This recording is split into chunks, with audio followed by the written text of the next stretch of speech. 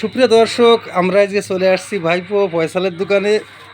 শীতকাল চলে আসছে প্রায়, আর তখনই ভাইপো ফয়সাল তার দোকানে লেয়ার মুরগির ডিম ভাজা শুরু করেছে। আর আমাদের এই ঠিকানাটা হচ্ছে ধুলগ্রাম সিন্নিতলা।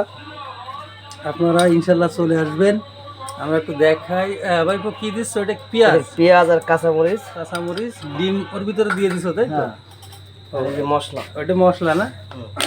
ও, ওই কত করে পিস বিক্রি করতেছো ভাই? যে 20 টাকা করছে। 20 টাকা। এ তো লেয়ারের ডিম না? হ্যাঁ, কালকে দেশি হাঁস আর দেশি মুরগি তেল। ওটা কি সরিষার তেল দিল? হ্যাঁ, খাঁটি সরষের তেল। খাঁটি সরিষার তেল। খাঁটি পাবা কোন জায়গায়? এখন তো সব ভেজাল হয়ে গেছে নাকি? তারপরেও খাঁটি বলা যাবে, যেহেতু ওটা তোমার কি বোতল ধরে কিনা না না, কেজি? আমার খুলে ডাইরেক্ট কিনে আনি। ওটা কেজি কত নেছে সরিষার তেল? 250 টাকা। 250 টাকা কেজি। মোটামুটি মান মনে হয় ভালো, তাই না? দর্শক, আমরা দেখাচ্ছি ভাইপো ফয়সাল শীতের প্রথম থেকে আজকে থেকে ডিম ভাজা শুরু করেছে। 20 টাকা পিস। আর কালকে থেকে পিওর আটার রুটি পাওয়া যাবে। পুরো শীতকাল আপনারা চলে আসবেন ফয়সালের দোকানে খাইতে, কিন্তু টাকা নিয়ে আসবেন, ভুল করে ফিরে আসবেন না। ফিরি কেউ দেবে না, ফয়সালও দেবে না। আর আমার নাম বললে 20 টাকা ডিম 25 টাকা 5 টাকা বেশি নেবে। কারণ